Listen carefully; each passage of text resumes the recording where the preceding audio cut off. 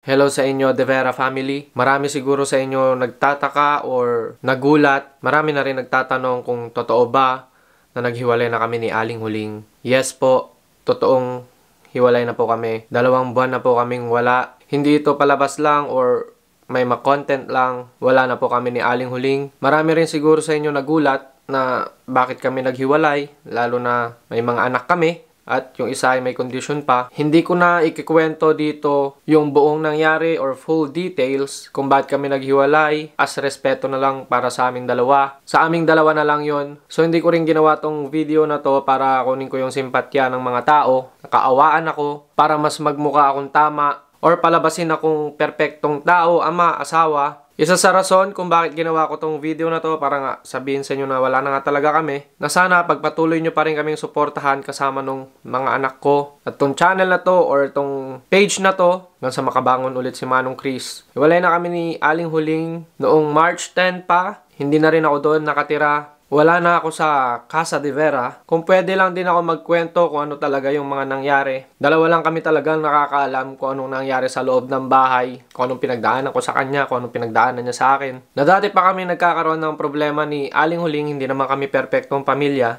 Na normal naman sa isang pamilya magkaproblema. Hindi ko ina-expect yung araw na to na dadating ulit. Kala ko wala, normal na yung routine namin sa bahay. Na yun nga, sabi ko, yung ibang mag-asawa dyan, hindi na nakikita sa bahay, kakatrabaho. Nagiging strong yung pagsasamahan nila dahil nga may mga anak din sila na binubuhay. Na ako naman, bilang ama, marami akong sinakripisyo sa pamilya ko pero never kong nireklamo, never akong humingi ng kapalit. Dahil bilang ama, syempre, gagawin mo para sa pamilya mo. Na nung lumipat kami sa bahay na yon, sinacrifice ko yung bahay namin talaga na kung saan kami nakatira nung una. Umalis ako, pinili ko kung ano yung gusto ng asawa ko. Dahil maganda naman na magsolo kami para matuto kami pareho. Halimbawa, syempre, yung kalinisan, tinutunan ko yun sa sarili ko. Hindi naman ako malinis dati. Hindi naman ako malinis talaga sa bahay. Tinutunan ko sa sarili ko as respeto sa may-ari ng bahay. Na gusto kong matutunan namin pareho yung kalinisan. Dahil nga may mga anak kami, gusto namin maituro sa kanila. So kung kakamustahin nyo ako, kung tatanungin nyo ako kung okay lang din ako, hindi ako okay pero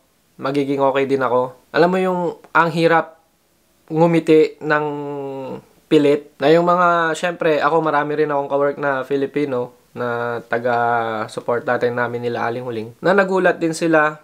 Syempre ako, kaya hindi ko pa pinapaalam sa iba dahil ayoko yung nagtatrabaho ka na nga na may tinatanong pa. Yan, napansin lang nila na 2 buwan, wala ako sa sarili. Pumayat daw ako.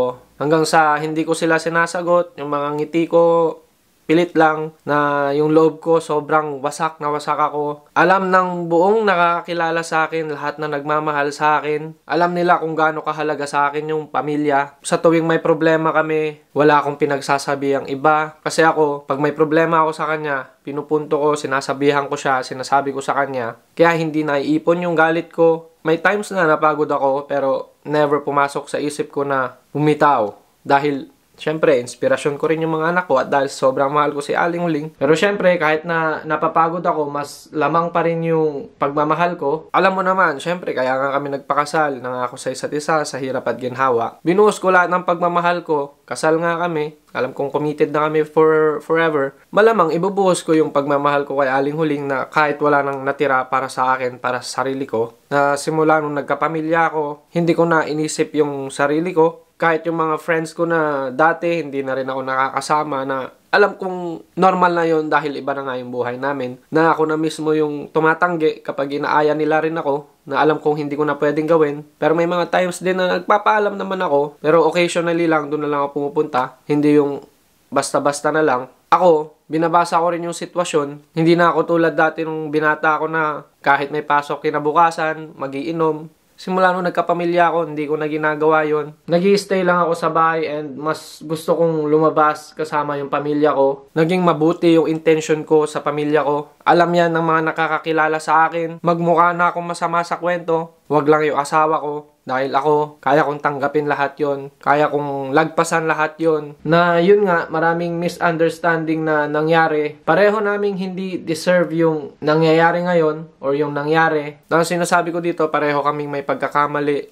Pareho kaming may pagkukulang. So pareho kami nasaktan sa sobrang daming nagmamahal sa akin na tao, mga pamilya ko, kahit yung mga pamilya ko sa Pilipinas, kaibigan ko, mga katrabaho ko na hindi sila nakakalimot gabayan ako, mag-advise sa buhay ko na yun siyang ina-apply ko sa pamilya ko. Kaya mas lalong natuto ako na dahil kahit papano, lumaki ako ng may nagagabay sa akin. Na ako mismo hindi ko sinasabing perfecto ako, naging perfecto ako. Marami rin akong pagkakamali. Bilang ama, marami rin akong pagkukulang. Bilang asawa, meron din akong pagkukulang. Na isang advice sa akin, napakasimple lang. Paano magtagal yung marriage nyo?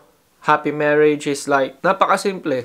Na never give up lang. Huwag mong susukuan yung asawa mo. Na yun yung ginawa ko. Isa sa pinakamasakit sa akin ngayon is, hindi ko nakakasama yung mga anak ko. Hindi ko sila may uwi. Nakikitira nga lang muna ako kila ate. Pwede ko naman iuwi yung mga anak ko pero hindi sila magiging komportable dahil nga may kondisyon si Grayson. Mahirapan siya sa akin. So kung tatanungin nyo bakit hindi ako maghanap ng sarili kong place, kaya ko naman pero hindi pa sa ngayon dahil sa hindi ko pa kaya mag-isa dahil sa sakit na nararamdaman ko. Yung work schedule ko rin, syempre, kailangan ko nang may kasama sa bahay para mag-drop off sa mga school or sa daycare. Sobrang hirap ng sitwasyon ko ngayon, pero kinakaya ko. Na lagi ko na lang iniisip yung mga anak ko kung paano kami babangon ulit, makakakuha ulit ng place para sa amin. Iniisip ko na rin na maswerte ako na madaming nagmamahal sa akin, maraming gumagabay sa akin. Ako kasi, hindi ako masekretong tao. Kung may nararamdaman ako, kung may problema kami sa bahay, may problema ako sa asawa ko,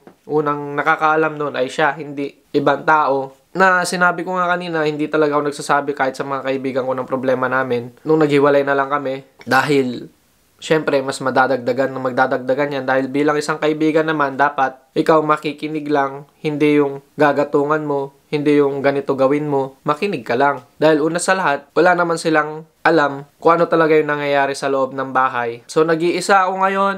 Pwede kong kunin anytime yung mga bata. Like, maka-spend time together. Pero, sa sitwasyon ko nga, hindi pa pwede.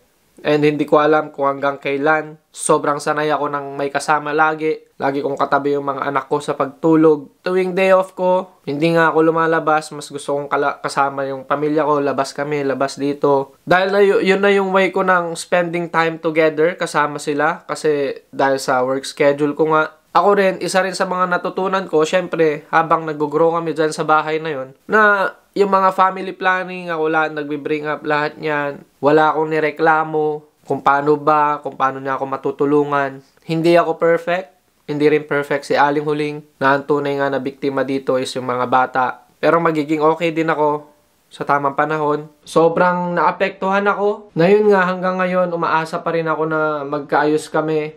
Na lagi kong pinagdarasal na sana dumating yung araw na yun. Napaka-emosyonal ko lang na tao din pagdating sa ganitong bagay. Dahil, gaya din ng sabi ko, hindi nawala yung pagmamahal ko kay Aling Huling. Kasi 8 years din kami together. 4 years na kasal. Simula pumunta ako ng Canada, siya na yung kasama ko. Kilalang kilala ko si Aling Huling mula ulo hanggang paa. Alam ko rin yung pagkatao niya na kung may problema man, hindi rin ako nagkulang na tanungin siya. Kumbaga yung rason kung ba't kami naghiwalay, hindi ko naman sinasabing sobrang babaw. Maayos lang din sana namin yung problema namin. Na ako naman sa sarili ko, hindi ako nagtatanim ng galit, mapagpatawad akong tao. Sobrang lambot ng puso ko kahit sa ibang tao, sa mga nakaagawa sa akin ng kasalanan. So ngayon, mas focus muna kami sa mga kids and yung mga profile pictures natin dito sa page, sa YouTube, hindi ko muna papalitan. Na isa din na masarap na sinabi sa akin na paglalabas ako ng bahay, taas noo ako lagi. Na kung tatanungin nyo rin ako kung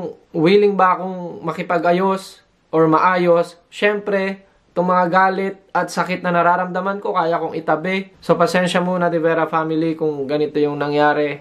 Hopefully, maayos namin to. Dahil ako, sobrang willing talaga ako magkaayos kami. Mag-grow kami together. Restart. Dahil ako, kaya kong itabi yung nararamdaman ko, kaya kong kalimutan lahat para sa pamilya ko. Kaya nga, gaya din ang sabi ko, lahat ng sakit na naramdaman ko nung past problems namin sa bahay, hindi ko inipon lahat yon. Hindi ko kinip sa sarili ko para bumigat yung nararamdaman ko. Ginawa kong kalimutan lahat, tinanggap ko lahat para sa pamilya ko na hindi ko maisipang bumitaw So bilang ama rin, hindi na nagmamatter yung nararamdaman natin. Ang mas mahalaga is kung ano talaga yung ginagawa natin sa bahay or kung ano yung pinoprovide natin sa bahay. Kung yung nararamdaman mo yung iniisip mo lagi, wala talagang mangyayari. Hindi ko naman tinatanggi yung pagkakamali ko na dahil nga may anak kami ni Aling Huling, magkikita kami sa hospital, drop off ng kids, dahil alam ko sa sarili ko na ipinaglaban ko yung pamilya ko. Si Aling Huling, sobrang mahalaga sa akin yan. Siyempre, asawa ko siya. Ngayon nga, mas kilala ko pa si Aling Huling. Ako lang yung nakakakilala sa asawa ko sa buong pagkatao niya. Na mismo nga kaming dalawa lang, Aling Huling ang nakakaalam kung ano talaga nangyari. So, bahala na kung ano yung papaniwalaan ng iba. Hindi ko na kailangan i-explain pa sa ibang tao kung ano yung side ko,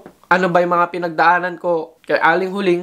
Hindi ko nga rin ginawa to para linisin yung pangalan ko. At alam yan ng mga taong nakakaalam ng istorya namin kung ano talaga nangyari. Kung tatanungin nyo, mahal ko pa ba si Aling Huling? Of course. Mahal na mahal ko pa rin si Aling Huling kahit masakit na. Kahit na ganito na yung nangyayari sa akin. God knows everything. Na yung mga sakit na nangyari sa akin ngayon, yun yung inspirasyon ko para bumangon. Na isa sa pinaka nahihirapan nga ako is yung mag-move on. Dahil sa sobrang mahal ko si Aling Huling. Dahil hindi ko pinangarap to sa mga bata. Kaya sa tuwing may problema ako sa kanya, hindi ko nga kinikimkim para hindi ako bumitaw. Na-inspirasyon ko yung mga bata din. Konting tiis lang. Mga kasama ko rin yung mga anak ko. Ayoko maranasan nila yung hirap na nararanasan ko ngayon kapag kasama ko sila. Kaya ganun din. Thank you rin sa parents ko. Dahil alam din mismo ni Aling Huling yan kung paano siya trinato ng family ko. Trinato siyang parang tunay na anak. Na hindi sila rin nagkulang sa kabutihan. Katulad din ng family rin ni Aling Huling syempre. Nandyan para sa amin din lagi. Di natin alam in the future. May planong iba siguro si God para sa amin. Thank you rin sa inyo, De Vera family, sa pagsuporta sa amin. Na sana nga patuloy nyo pa rin kami suportahan. Na itong De Vera family na to ay mag-stay pa rin as De Vera family. Wala nang iba. Kasama ko yung mga anak ko. But for now, magpo-focus muna kami. Mag-heal muna kami. Na kung tatanungin nyo rin ba ako kung maghahanap ba ako ng kapalit, hindi. 8 years kami ni Aling Huling, hindi ganun kadali maghanap. Walang papalit sa kanya, malamang. Hindi yun yung priority ko agad. Mas priority ko pang maayos yung family namin kaysa maghanap ng iba para lang mawala yung nararamdaman ko. So, no. Dahil hindi rin naman tama yun, wala na akong dapat pang i-explain. Dalawa lang kami ni Aling Huling nakakaalam kung ano talaga nangyari. May gumatong man o wala. Alam ko talaga kung ano yung nangyari sa loob ng bahay. Kaya kung ano man yung isipin ng tao sa akin, ano man isipin ng tao sa kanya, dalawa lang kami nakakaalam. Yun lang yun. And lastly, si Grayson and Asher will be fine. Hindi namin sila papabayaan. Hindi ko mo single na ako is babalik ako sa pagkabinata. Hindi. Same pa rin ako as tatay. Focus ako to be a better person para sa mga anak ko at para sa kinabukasan ng mga anak ko, and yun lang. So pasensya ulit sa mga humahanga sa amin na hanggang dito na lang yung takbo ng storya namin. I don't know. Hindi natin alam in the future. Basta ako, sobrang mahal ko si Aling Huling, yun na yun. So paalam De Vera family, Chris and Jules, signing off. Pero mananatili pa rin nandito ako at yung mga anak ko na supportahan nyo ako sa journey ko ng pagbangon. Magkita-kita na lang tayo sa next videos natin na kung paano tayo makakabangon. Magiging okay din ako gaya nga ng sabi ko sa inyo, marami nagmamahal sa akin. Hindi ako nag-iisa. Patuloy ako lalaban. Hindi ako mapaghihinaan ng loob. Sipin ko lang yung mga anak ko. That's it. So, paalam sa inyo.